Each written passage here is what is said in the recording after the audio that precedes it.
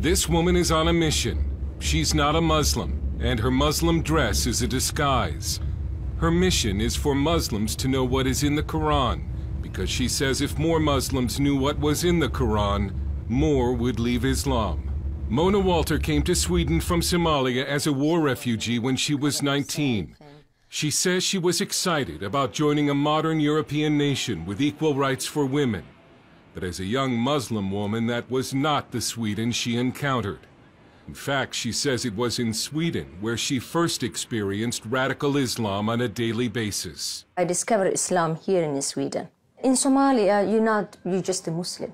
You're just born into Muslim country without knowing the Quran. But when you come to Sweden, then you go to mosque. And there's a Quran, so you have to cover yourself, you have to be a good Muslim. Walter says she grew up in Somalia never having read the Quran. So I didn't understand what I was part of. I didn't know who Muhammad was. I didn't know who Allah was. So when I found out, I was upset. I was sad and I was disappointed. She says she discovered that Allah is a God who hates, and that Islam is not a religion of peace. It's about hating and killing those who disagree with Islam. It's about conquering. Muhammad, he was immoral. He was a bloodthirsty man. He was a terrible man. And they can read that in his biography, what he did to Jews, how he raped women, how he killed people. I mean, he killed everyone who didn't agree with him. Discouraged, she left Islam and became an atheist, until one day a family relative encouraged her to read the Bible. She still remembers the first time she read Matthew chapter 5, verse 44, where Jesus said to love your enemies and pray for those who persecute you. It was very strange for me, love your enemy, because in Islam you have to kill your enemy. Kill your enemy and kill everyone who refuses Islam. But Jesus Christ, it was all about love and peace and forgiveness and tolerance. And for some reason I needed that. She went to see Pastor Faoud Rasho, a Syrian immigrant who ministers to former Muslims in Sweden. She started to believe, and she came to me. That was the beginning of her trusting.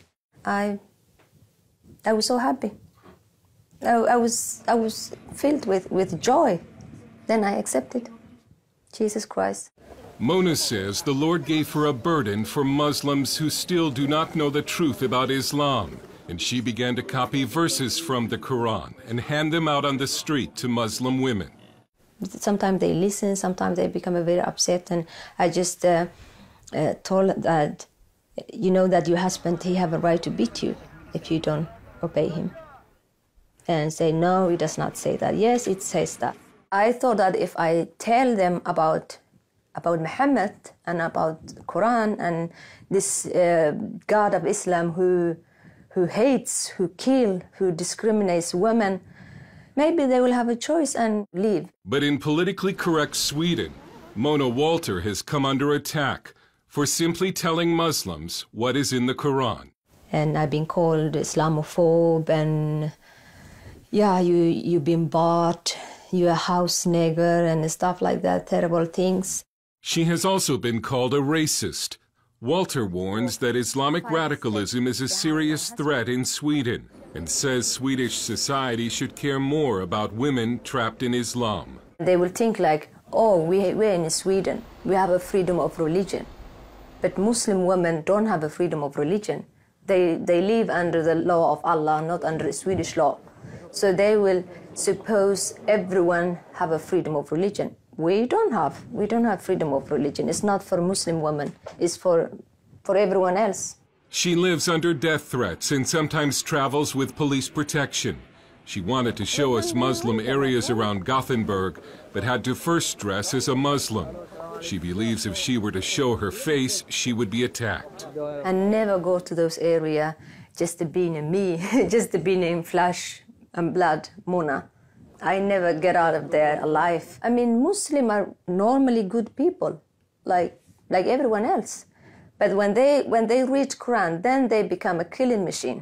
This so-called ISIS or Al-Shabaab or Boko Haram, they're not extremists, they're not fanatical, or they're just a good Muslim who follow the teachings of Islam. The Prophet Muhammad, he did that.